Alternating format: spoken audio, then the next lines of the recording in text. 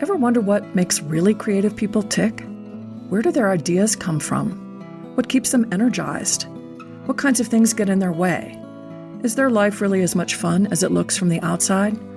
Hello, I'm your host, Lily Pierpont, and this is ArtStorming, a podcast about how new ideas come to life and become paintings, sculptures, plays, or poems, performances, or collections. Each episode, I'll chat with a guest from the arts community and explore how the most creative among us stare down a blank canvas or reach into the void and create something new.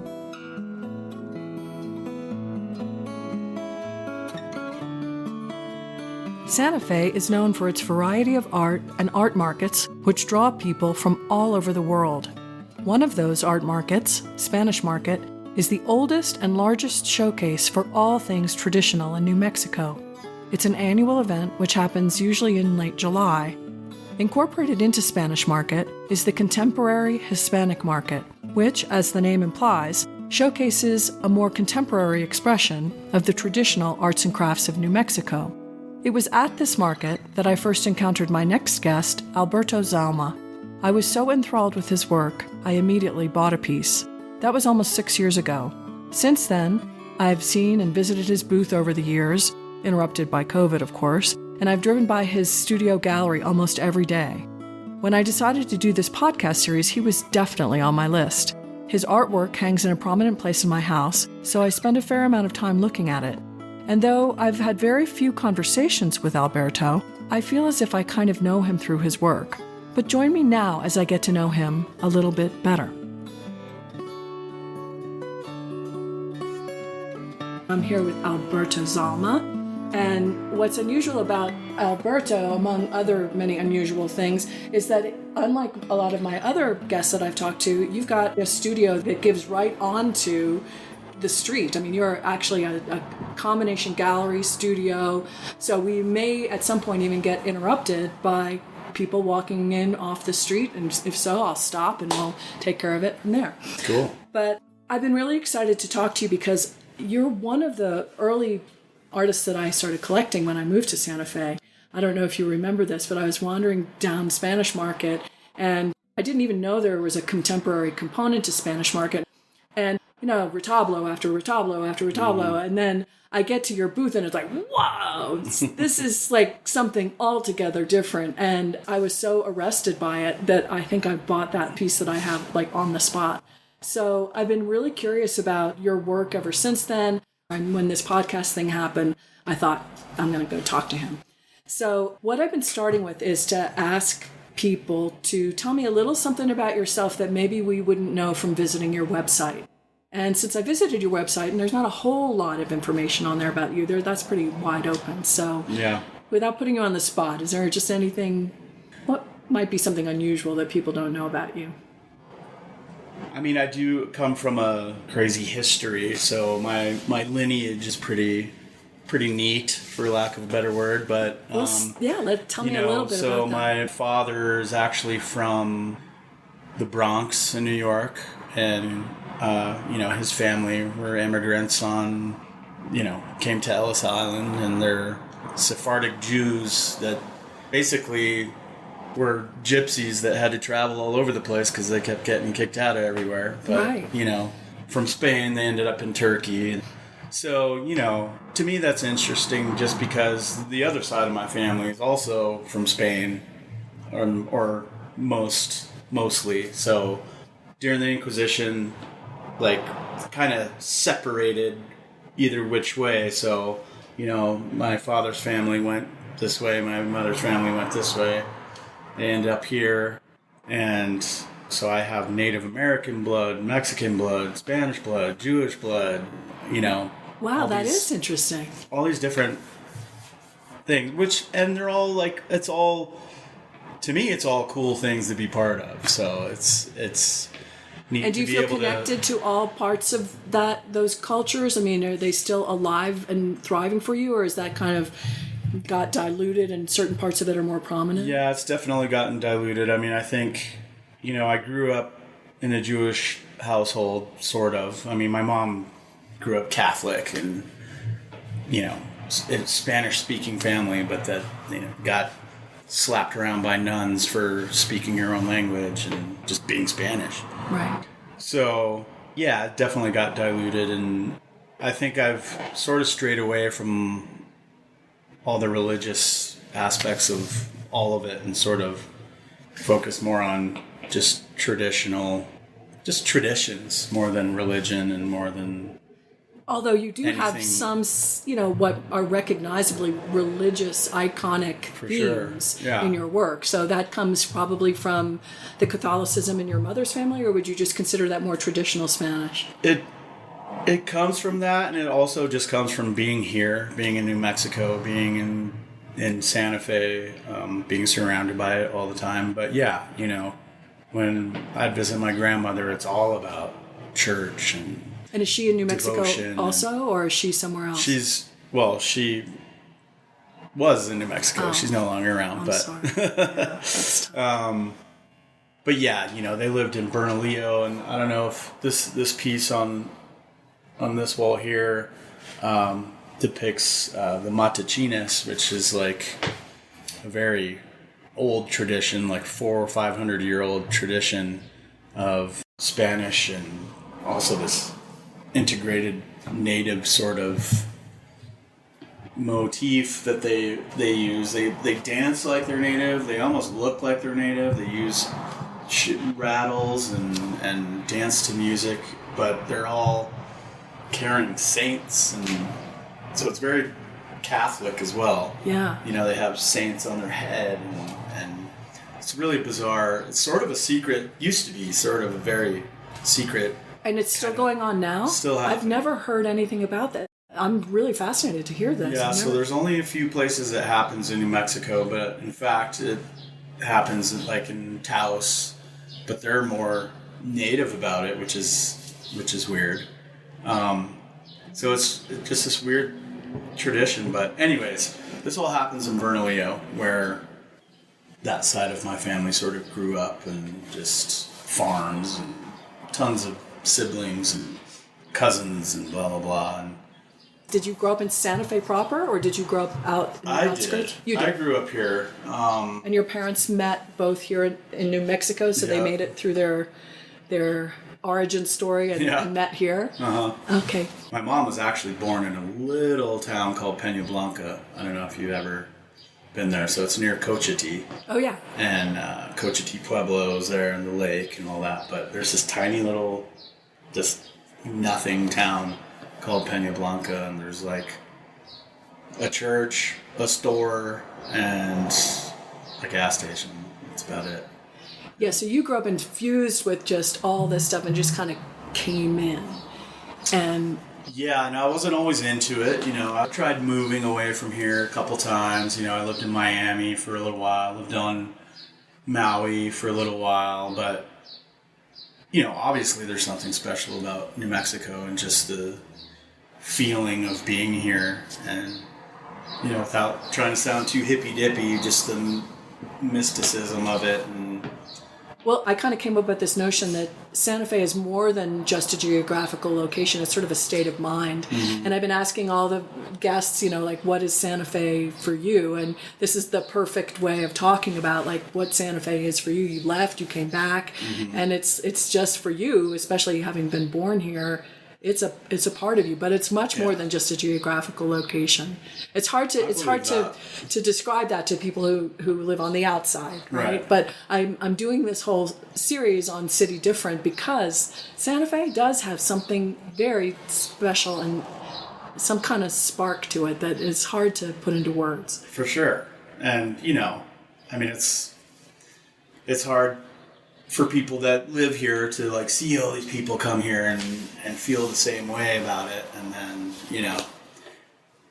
in a way it kind of takes away from it in a way, but just growing up here, you can see the change, and just the feeling of it has sort of been commercialized and not the same as it used to be, where it was a lot more freedom, a lot more realness, a lot more, even the art, the people that you go up on Cannon Road and you see artists in their studios working, chit-chatting with the public, and all the openings were fun and festive, and it's not really the same as it used to be. But I mean, everything changes, so it's... Well, you're kind of keeping that tradition alive by having a storefront where people, you're actually working and people are coming in, so you're keeping a little bit of that alive. Yeah, I mean, there's a few of us that are, and I like that about it. I love talking to people. I think it sells my art better than anything else, than having some salesperson here. It's way more personable, and it's great for people to be able to talk to me about what I was even thinking in this piece, instead of just being like, oh, that's cool, I'm going to buy it. So I imagine it's a two-way street where those conversations keep you kind of inspired and engaged in your work and give you new ideas. Is that true for you? Yeah, I mean, most of my stuff is pretty, I don't know, I'd say it's really just my own crazy head space. So I definitely get influenced by just the happenings in the world, and there's plenty of material there, Yeah. So a lot of it comes from that, just politics and war, homelessness. I mean, I could go on and on. Yeah. Just reading the paper or picking up a reporter and just being like, well, okay, this is happening right now. And then even put those papers into the piece. Well, I was just going to say, the piece that I have that was so arresting, I don't know if you remember the piece I have, it's Our Lady of Fatima, I think. Mm-hmm. And it's, at first glance, it's one of your sort of very recognizable figures, and it's a saint in the foreground. And then if you look in the background, and she's the patron saint of children, I think, right? And so in the background are all these clippings of terrible tragedies that have been with these children sort of in various states of distress in the background. It just moved me to pieces. So I can see that that's an ongoing theme, because this is an audio format and people can't see what you're doing. Say a little bit more about how you approach a canvas and what are the actual pieces that you said you incorporate some newspaper clippings, and talk a little bit about so that people who can't see it can understand it. A lot of that started when I was living in Miami. I was doing art there, and I was a club promoter, and so I just had this endless amount of flyers and posters and just endless amount of media, just all over the place. And a lot of the graphic designers there were really good, so a lot of the stuff I had was really cool. So, I mean, I had boxes of this stuff. And back then, you were allowed to basically have, I forget what they called them, but you were basically allowed to hand out flyers on the street. So they were everywhere. People everywhere, for every club, for every restaurant, or just anything. So the streets would just get littered with all this just eye candy, and people take one look and they chuck it. And so while I had boxes of this stuff, here I am collecting crap off the street, and ending up with more boxes of just random crazy images, and I just felt compelled to use it and put it on a canvas and use it as a background and sort of tie it into my life and what I was doing then and just what was happening then and there. So I used it as a time and place and, energy.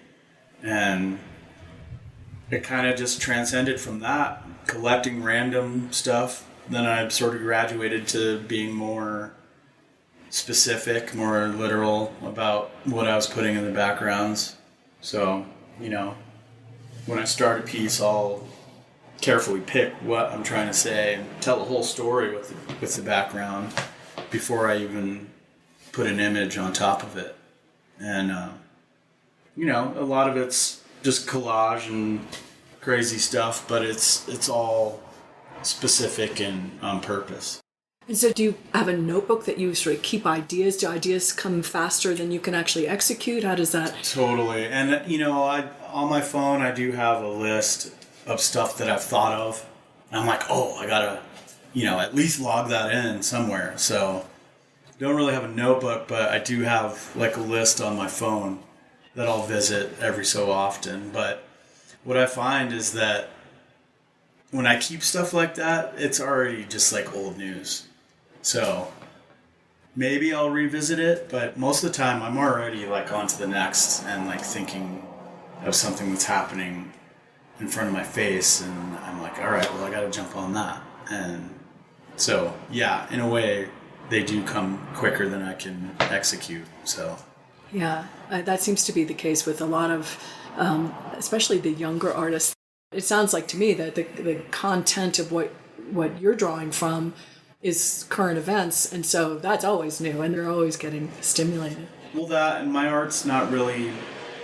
I mean, yeah, I make reproductions, so I crank those out, but my art isn't really. I'm not a factory. I don't just do one after another and crank them out. I'm not, an abstract artist that can just whip out a painting in a day. Like, a painting takes me forever.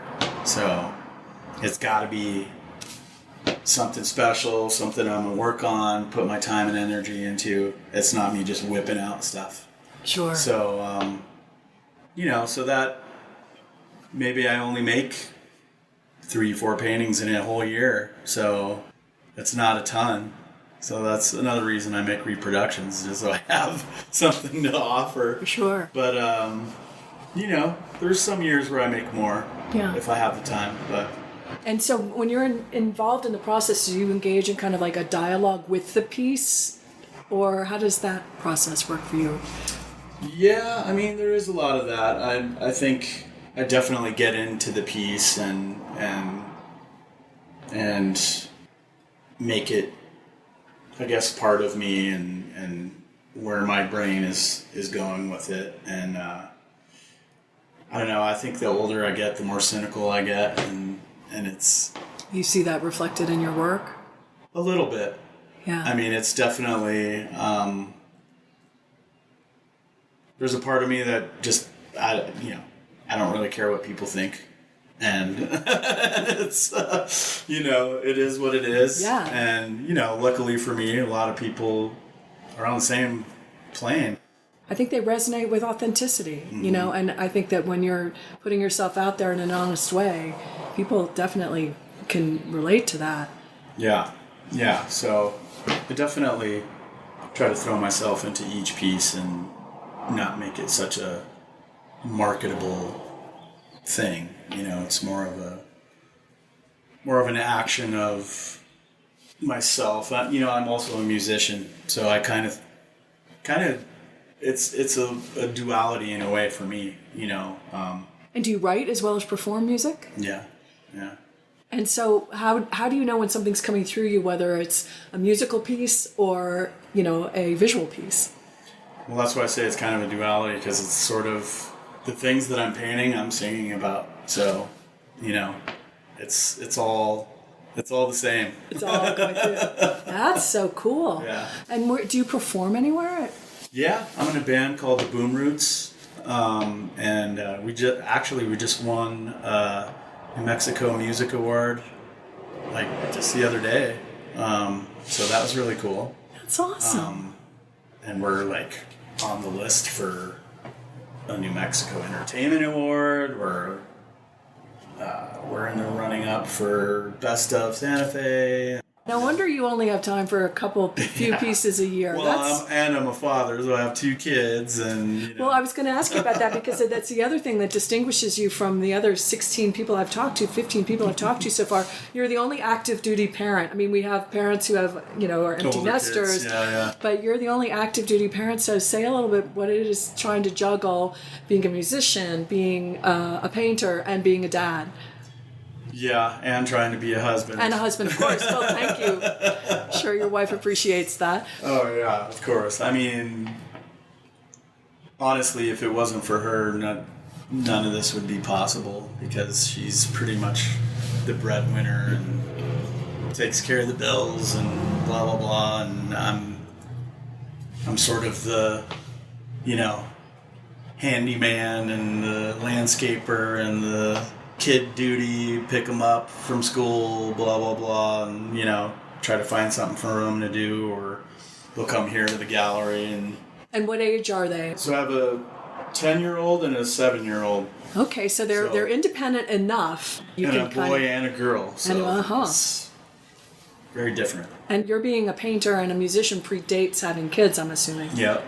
And so how did becoming a father or a parent change that? How did it influence your work? Or well, honestly, for a while it took a backseat, and I was really excited to be a parent. So, I mean, it was totally planned. You know, everything was planned. So, no mistakes. And from a young age, I always wanted to be a dad. You know, and a lot of it was I really loved my dad, and he was a pretty good dad, but he was also in the medical field and just not around a lot, and you know, they work crazy hours, so a lot of times he's just cranky and tired and like didn't toss the ball around with me too much. I was like kind of playing alone a lot. And were you an only child? No, I have siblings, but they were older. And from a different father. Okay. So,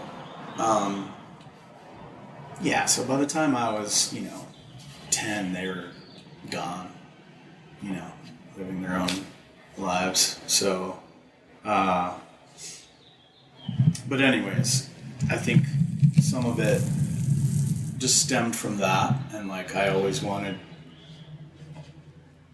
I guess, in a way, be the dad I wish I had, or at least, because he was awesome. He was an awesome man. But I lost him too, pretty young age, 26, and that was pretty awful. So, but even before that, I wanted to be a father. I knew I wanted to, which is weird for people my age. They're like, you're already thinking about that shit? Dude, you're 16, 17, live your life, be a kid, have fun, do your thing before all that. And I'm like, no, I don't want to be a dad now. Right. I just know I want to. Yeah. Someday. Yeah. So anyways, it was very easy for me, and I was excited, and so art sort of kind of took a backseat for a little bit, and so did music. I still did it, but definitely not as much. Well, and I definitely didn't have the time. Very demanding. Yeah. So, and some of it got integrated into it. As they got older, I let them, if you look on some of my art, you'll see scribbles in the background and just random, crazy strikes on the canvas with a pen or ink or something. A lot of that's my kids. So they feel like they're part of the process, and what is it like for them to have a dad who's an artist? Do they know that you're an artist? And oh yeah, they both love it, but they're sort of steering away from that as well. And they're both great artists, which is really cool. And I didn't really teach them much, or I'll show them a couple things, but they're both just naturals. And my daughter used to love coming to the gallery, painting, getting her hands dirty, getting into art. And now she's too cool for school, and doesn't want to be here unless she's getting paid, Right. And she's only 10, so she's like, "Oh, I'll come to the gallery, but I'm gonna wash your windows or help you make cards or candles or something, and you're gonna pay me." I'm like, "All right." Okay. Smart kid. Raising little entrepreneurs. Yeah, and so my son is actually quite the painter now, and he loves coming here and just doing his own art. And he's not bad. That's one of his pieces right there. Excellent. And he tries to copy me a lot, and it's cute, but I'm like, hey, try doing some of your own stuff, you know? Don't just always copy me, but that's cool, you know, we can... That's how you figure yourself out. I mean, nothing's really that original. Like, it's almost all been done, in a way, you know? My stuff is slightly unique, but I'm sure you'd find something that was similar, you know? Yours definitely has a quality that, as I said, when I first saw it, I mean, it stopped me dead in my tracks, and I just had never seen anything quite like it before. And I was trying to think of like how to even describe it or categorize it, and then I cheated and went to your website, and I saw that your description of what you do or how you talk about it, and I think it's perfect. Yeah, I mean, a lot of times when people ask me, I'll just tell them it's contemporary folk art. You know, that's an accessible thing for people to understand. I think it says like urban new world meets old world contemporary or something. I forget. But one of the things we talked about right before we got on the mic is we're looking at a piece that's in progress. That's a figure, sort of a skull type figure. I don't know how you refer to them. Riding a horse that's currently white. I don't know if that's the underpainting, or you mentioned that you like to hike in the snow and that you're interested in photography. So say a little bit more about that piece and photography and how that all plays into it. Okay. Well, so this piece in particular is kind of stemming from my hikes in the mountains, and you know, I'm a snowboarder, so I really got into backcountry hiking and hiking up, snowboarding down. And so winter hiking is like my favorite. And especially when it snows super heavy and you go up there and you're at the top of the mountain, and it's a whole nother world. And there's something, like, I'm not religious, like barely at all. I mean, I'm maybe a tad bit spiritual, but there's something you find in your own divinity when you're alone up there in nature and just like awestruck of where you are and what you're looking at and your surroundings. And when the trees are totally covered in snow, all white, I mean, it looks like a different planet that you're on. And for people who don't know New Mexico, so we're mountain desert, and so the snow, when it snows, first of all, just like everywhere, it gets like super quiet. Yeah, super quiet. Super quiet, and the snow is so thick and sparkly, but really light at the same time. So it's thick and light and sparkly. It's like snow I've never seen anywhere else, especially when the sun comes out. Yeah. Oh my God, which is often. So early in the morning when you're up there, I mean, the sun is right here. The sun is just right in your face. It's not way up above you. It's like right across from you. And just the rays that are going through the trees and off the snow, and like you said, glistening, looks like diamonds all over the place. And I started taking pictures of that kind of stuff, and the pictures I was getting were just insane. And I started showing them to people, and they're like, wow, like I've seen millions of photographs of mountains and snow and blah, blah, blah, whatever, but nothing quite like this, the way you're capturing it. And I've never been much of a photographer. I've played around with it, but I always thought it was too easy, like sort of a cop-out for art. But, I mean, I'm not talking shit about photographers, just, you know. Yeah. It just wasn't for me. It was the easy road out. Yeah. And, but this is different. There's something way different about it, and I may either start painting stuff like that or you know, continuing to take photographs of it and sort of somehow integrating that into paintings. I'm not sure. Well, there's something about photography, the immediacy, it captures that experience that I'm having in the moment of like, oh my God, would you look at this? Right. I don't think anybody else I know is depicting Santa Fe snow specifically, but that would be a really It'd be a cool project. I definitely want to do something with it because, I mean, it's something I love doing. It's like my favorite place to be is at the top of one of those peaks after it snows a ton and those trees are covered. I mean, favorite place to be. And do your kids enjoy that? Are they old enough to partake in that with you? Yeah, they've gone hiking with me a couple times, all the way to the top. So, we've cheated a couple times, take the chair, and then hike from there. But, it's still getting to where you want to go. And that's the most important part to me is where you actually are in that moment, like you said. And yeah, I mean, there's nothing quite like it. I haven't experienced it anywhere else. Yeah. So do you have a summer activity that captures your imagination as much? I don't. It's weird. I really don't. I mean,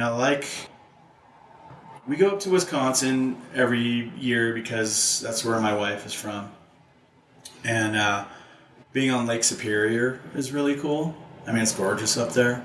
And so some of that stuff is pretty cool, like the landscape and just how different. There's islands there. It's a trip. You're like, I'm in Wisconsin, but this is it's almost tropical, but it's foresty, but it's like it reminds me of Hawaii almost. Huh. Just because of the way the islands look, they're sort of hills, like in the ocean. I mean, the lake is so big, it's like being on the ocean. Yeah. And so yeah, it's quite beautiful. But I mean, that barely is enough for me. It doesn't even compare. Right. Honestly, right. It's cool, but it's not. There's no way I would, give that up for that. There's no way, and no comparison. Well, and it's interesting to me that you lived in Hawaii, which is hardly the top of a Santa Fe mountain peak covered in snow. So, say a little bit about what took you to Hawaii and how did that influence your work, and do you have any pieces that you did from that era? I don't have any pieces. I have some friends here in town that do actually have some pieces from that time. So I was actually in Wisconsin, was where I met my wife. So to segue from that, some friends from here took me to Wisconsin. They're like, oh, you got to come up here. It's rad. One of my friends' grandfathers had a house, lake house or whatever. And she went every year and she's like, you have to come. You don't know what you're missing. And for years, I'm like, I'm not going to Wisconsin. Like, there's no way. And I just got out of a bad relationship and I wanted to just get the hell out of town. And so I followed them one year, and they were right. It was amazing, There's total beach life, and in the summer anyway.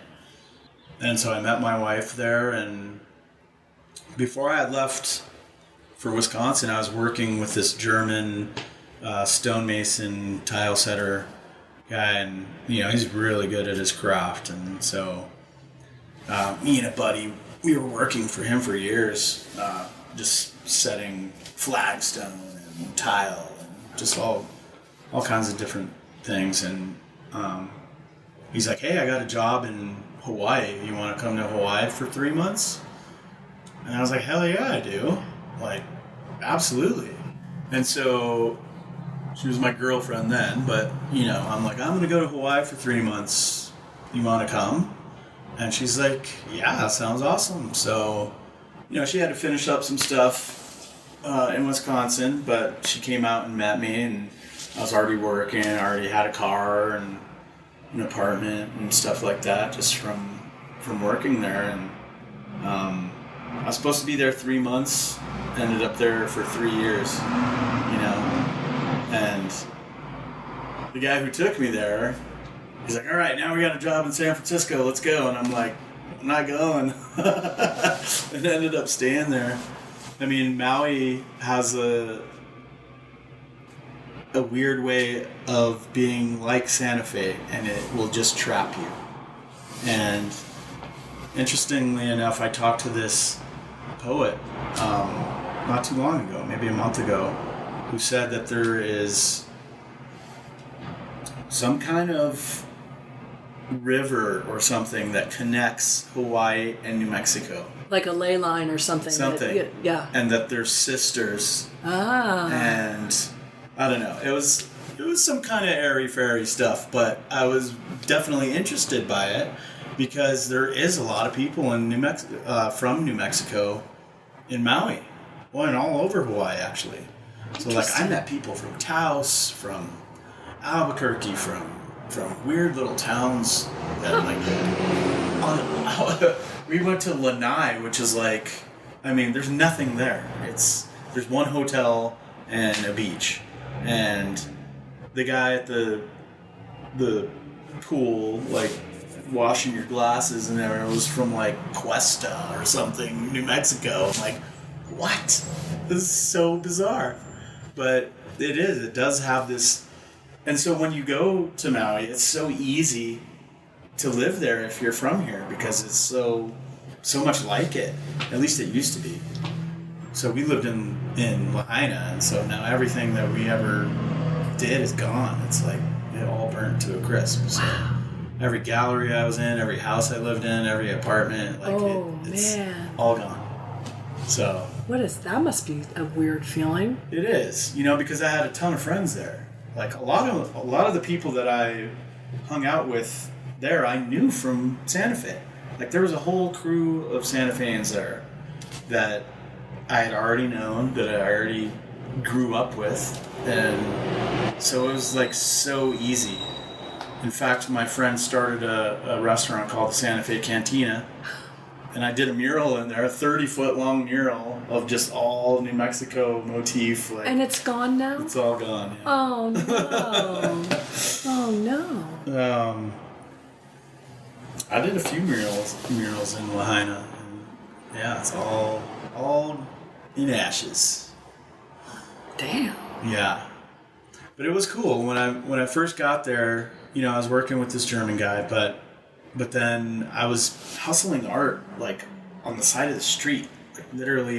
Your pieces? Yeah. Uh-huh. So I was still doing art, and I hadn't quite broken into the skeleton thing yet. I was painting, like, koi fish on skateboard decks and, like, just weird stuff. I did a few Virgin of Guadalupes, but they weren't, like, the skull thing yet. And I was in Hawaii, so I was doing like these graffiti plumeria flowers and like I said, koi fish and pirate ships and this crazy stuff like that, and hustling it on the boardwalk, for a few bucks here, a few bucks there, just to make some money. And this guy walks up to me and he's like, you want to put this stuff in a gallery? And I was like, yeah, sure. And he's like, all right, we'll gather it all up and come by. We'll put it up. And I was like, what, right now? He's like, yeah, come on. And I mean, like, nothing, that doesn't happen to people. Like, it's one of those stories. Like, it really is. It's one of those stories where the guy was selling art out of his trunk and got discovered by some other guy walking down the street, and it's exactly what happened. And it turns out this guy was like from White Walls in San Francisco and was, he was used to showing Shepard Fairey and, all these crazy, awesome street artists and really liked my stuff. And he was working at a gallery in Lahaina, and it wasn't his gallery, but he was the operator and just took it upon himself he's like, we'll take all this down, and we're going to put your stuff right here. God, how fantastic. And I was like, okay. Sweet, okay. So you mentioned street art. Would you consider yourself, street and graffiti, you're trained as an artist, or are you not trained? Yeah, not too much training, really. I tried going to art school here in Santa Fe, and it just wasn't for me, I'd followed one of my friends, James Lofton. Actually, he painted that big piece there. He was a fabulous artist. He actually got me more into art as a career path than I already was. You know, I was into street art. I was into graffiti. And were you actually graffitiing like? Oh yeah. Where you're not supposed to. Oh, totally. Okay, so you're like a real graffiti painting artist. trains. Yeah. And you know, stuff like that. I was never in a big crew or anything, but yeah, I used to love it. It was great. And you had a tag and all that. Oh yeah, still do. Is it visible? Is your stuff still? I don't do any of that right now. But I mean, are vestiges of it still visible? Places that you maybe secret places that only you knew to go. I don't think there is anymore. So it's all been. I think it's erased. I think it's all gone. I couldn't think of a spot. There might be. I don't know. I used to see trains pull into town from time to time, and there would be something that I did 20 years ago, you know, still just like beat up and like... How does that feel when you see something like that? It's amazing, you know? It's great. And that's kind of the point of it all. Right. You know? So how is it different to see a piece of yours that you did 20 years ago that was just like completely spontaneous in the moment, you know, the whole vibe of graffiti, versus doing something that's very deliberate on canvas? Well, it's way different because, you know, it's like you said, spontaneous. I mean, we would plan out stuff. We'd draw in books and sort of plan out something we were going to do. But a lot of times we just went out and did whatever, like whatever colors we had. You know, that's kind of what you went with. You're like, all right, I got these colors. I can do something with that. Let's go. And a lot of times you come up with some crazy stuff and go by the next day and check it out and be like, wow, that's really cool. As opposed to a painting, it's a little more thought out. At least my work is, you know. I wish I could do spontaneous stuff like that on canvas, but I just never... I don't know. I guess I always just sort of kind of pigeonhole myself into like making a canvas really be worth it, or like this has to mean something. This has to be a little more grandiose than just me going like this on a right. It has to be piece more of canvas and trying to sell that. Like yeah. So yeah, it's super different for me. Although I do integrate it. If you see, you know, there's tags in the background. There's spray paint. Most of my backgrounds have some graffiti element in it. So I still keep it in there somehow, you know, and try to make my stuff a little on the street art level instead of like it being a masterpiece or, you know, I don't know. I definitely try to keep that element in it. Well, I think that's one of the things that appealed to me when I first saw your work is that it's got an edgy quality to it. That's, you know, you can tell that it's thoughtful and sensitive and edgy all at the same time. Mm-hmm. I don't know how you do that, but you're able to do that. And it's pretty, I think that must come from partly that graffiti yeah, I mean, that's how I started out. Mm-hmm. And, you know, like I was saying about my friend James, he passed away too. I followed him out to Boston. He went to Mass Art, and he's like, you gotta come check this school out, you know, it's awesome. And so I went out to Boston, and he gave me a tour of the school, and just like the stuff he was doing, and he actually started up this whole mural program where they made a class that was just about doing graffiti murals. It wasn't a graffiti class, it was more of a mural class. And I really wanted to go. I fell in love with the school, and just I hung out in Boston for a little bit, and you know, I asked my parents. Yeah, it's expensive, and you know, I applied for financial aid, the whole nine. And they're just like straight up like, nope. And I was like, but this is what I want to do. I want to go to school there, and I want to take this somewhere. And they just didn't. You know, I was a punk when I was younger, so you know, I don't think they quite trusted me and didn't want to throw money. You may have dodged a bullet in a way, because so many people I've talked to about art school, especially right now, and I might get in trouble from the art school people in the world, but what keeps it raw and what keeps it fresh is not having that sort of institutional mindset imposed on your way of doing things. For sure. So I think, as much as it sounds like you wanted, I think it was probably a great program, but maybe it's great that you didn't get in a way. Yeah, possibly. It also it sounds to me like it really solidified for you that this is what you wanted to do. Mm-hmm. So.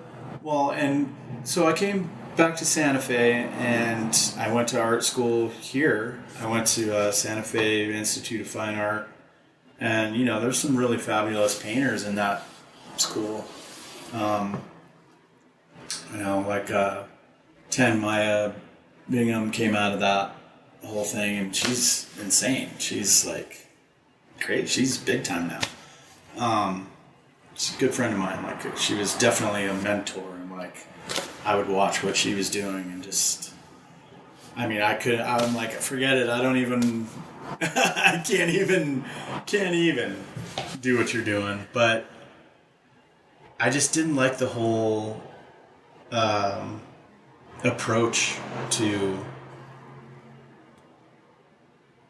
just the teaching vibe of how they were going about it. I guess it works for some people, but it definitely didn't work for me. And the stuff that I was presenting almost seemed to be kind of looked over, and it wasn't put down, but it was kind of like everybody else was older and trying to be refined and do all this artsy stuff, and I'm doing pop art and silk screens of trying to be Andy Warhol and Keith Haring, and everybody's like, that's not really what we're going for. And I'm like, well, that's what I'm going for. Well, good for you for having enough sense of yourself to say, this is my thing. And so I think that one of the things that's interesting about, for our listeners, is that whether you're at a stage of whether you're a student considering going to school, or whether you're, mid-career or midlife and you're deciding to dabble in the arts. You said a couple things that really interested me, which is, one, how do you stick to your guns in the face of an establishment like art school, trying to kind of coerce you into going one direction or the other? The other question I have is, when you were talking about your mentor, when you see somebody's work who you really admire and you think, oh my God, I couldn't touch that. What am I even doing here? How do you grapple internally with those kinds of conversations? That this is what you want to do on the one hand, and then in the face of a mentor, you're thinking oh my God, I could never do this. So say a little bit about that. Well, I think those two things were my decision to leave art school. So it was, I wasn't scared of what she was doing. I just knew that I didn't possess the same particular talent. And I was definitely jealous, definitely awestruck, and I wasn't bitter about it, but I was, congratulations, but it didn't stop you from doing your thing. No, absolutely not. If anything, it just made me kind of strive to find something that I could be that good at. It didn't have to be what she was doing, but I wanted that same feeling of being that, just being able to create something that I was that proud of, or that interested in, or being able to, just execute something like that. So, yeah, definitely, even though she continued with school and continued down that path, and, now she's doing great things, she's killing it. But, I think it's definitely different. I think she's painting what she wants to paint, but I still think it's different. I think that me leaving art school and sort of, I wasn't shunned, but it was definitely looked over as like maybe adolescent or something. And I kind of stuck with that anyways and just went my own way with the whole graffiti thing and street art and just the more meaningful stuff to me rather than trying to be a landscape artist or a, plein air artist or any of that kind of stuff that they're trying to teach you. And I don't know, it was weird. I just didn't find any of that in the school I went to. Yeah. It wasn't. And you stuck with your guns, and you're now several years on. I'm assuming this is several years on. This is, do you feel like you've hit your stride and found your voice? Oh, for sure. Yeah, for sure. I mean, there's not much else I can do right now. It's like I'm there. I mean, obviously there's other things that I could explore, but I think I've found my niche and my place. And if you could talk to your then self, when you were kind of pining after your mentor's work or, trying to decide the frustration of not being accepted at art school, like, what would you tell your younger self? I mean, I don't know if I would need to say anything to my younger self. Just keep on keeping on. Doing it. Just keep doing what you're doing and thinking what you're thinking, because it's going to get you where you want to go. So, I don't think there's anything I could say to my younger self that would change much. I mean, maybe don't party as much and don't do as many drugs as you did, but But as far as, an art career and an art path, I don't think I would have changed anything. Well, you had the wherewithal to listen to your inner voice at that time, and I think maybe the artists that succeed, that's one of the secret ingredients, is to just keep listening to that inner voice and not pay as much attention to all the incoming information from everywhere else. I mean, I wish I would have made some smarter decisions about, like, business-wise and being able to actually make a living off it. So something in those lines, but artistically and content-wise, I wouldn't change anything. Yeah. At all. Like, it all happened the way it was supposed to. Just wish I could get some money. Well, that's always the wish. Do say a little bit something about, because you are a gallery and you've got cards, you've got candles that are prints of fine art pieces that you've made and works on canvas. So you've got the works on canvas for sale, you've got candles for sale, you've got cards for sale, you've got other artists' work for sale. Say a little bit about being a gallerist and how you select the artists that you show alongside your work.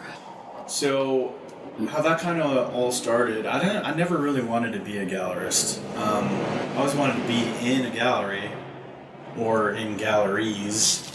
But the more I found the art world to be it can be a sort of a cutthroat type of situation, and I've gotten denied, of course, from galleries, and the galleries that I have been in, they take 50% of your earnings, and they take forever to pay you, and it's just a lot of crap to deal with, and so I'm like, you know what? I'm going to do my own thing. And I begged my friend, James Lofton, to start a gallery with me, and he wanted nothing to do with it. He's like, I don't want to freaking be a gallerist. Like, no way. I want to be an artist. I'm like, okay, I get that, but we can have our own thing. And didn't want anything to do with it. He just kept painting and painting and painting. And then he passed away. He's my best friend in the world. Like, I called him brother, And after he died, I was like, well, now you have no choice. So I started this place, and I called it the Zalma Lofting Gallery. And it was his work and my work. And, his mom gave me permission, and we put a bunch of his paintings in here and a bunch of my paintings, and it's kind of how it started. And, it was that way for a couple years, and I wasn't doing so well. I mean, I was definitely selling more of my work than his. Just kind of didn't seem the right fit for his art. It's very contemporary, very, modern. It's like, I don't know, just sort of a clash for this building and for my art as well. But so I started introducing other artists, and it was always handpicked by me. So it was only if I like it, and there was never like a jurying process or anything like that. It was like, if I like it, I like it. If I don't, I don't. And so most of the artists that have come through have been friends or artists that I knew, or something like that. And it's very, very loose. There's no binding contracts, or I'm a 60-40 type of guy, not a 50-50. I give them 60%, and I'll even jack up their prices a little bit just so they make a little more money, and just try to keep, most of the artists that have come through are up and coming, or they're not making it the way they would like to, or, so I'm try to help them out. The Vladam is the new contemporary art museum for New Mexico Fine Art Museum. So has that changed the traffic for you? Not a lot, no. I mean, I'm happy it's there, just to make this more of a, art destination neighborhood. An art destination and part of the rail yard and all of that. So I'm happy it's there, because it in turn makes me more approachable and just, I'm right here. So glad it's there, but has it done much for me? No. Yet. We'll see. Yeah. I think they're opening up a new exhibit this summer of all New Mexico artists, and so the emphasis is going to be on their New Mexico artists collection and artists of the Southwest, I think, and it's going to be up for 2 years, so that's going to be a big draw. And cool. Since you're, an authentic New Mexico artist right here across the street with work available for sale, that's got to bode well for you. Oh, that's great. Yeah. I mean, I used to work at the museum downtown, and I mean, I've seen the collection, and it's insane. Have you been over to the Vladam since? I've been there, but I've seen the basement collections, and I mean, the stuff they have is just insane. Yeah. And just O'Keeffe's and Massionis and Picasso's, and I mean they've, you name it, they have it in their vaults, and it's amazing. I can't wait to see what they do this summer. But I love that roof deck with that 360 view. I mean, I think that's all going to do good stuff for you. Yeah, I hope so. Well, when I first walked in, there's a piece in progress, which will hopefully be, you'll be able to finish it and have it in the show that's opening on June 14th. It's at Ellsworth Gallery. So I think that's a good way to end it. That sort of feels like it. And thank you so much. Well, thanks for joining us today. Please like and follow us on artstorming.org, where you'll find a list of our shows, a transcript of this episode with links to the guest page, as well as our other projects. ArtStorming is brought to you and supported by ArtBridge and listeners like you.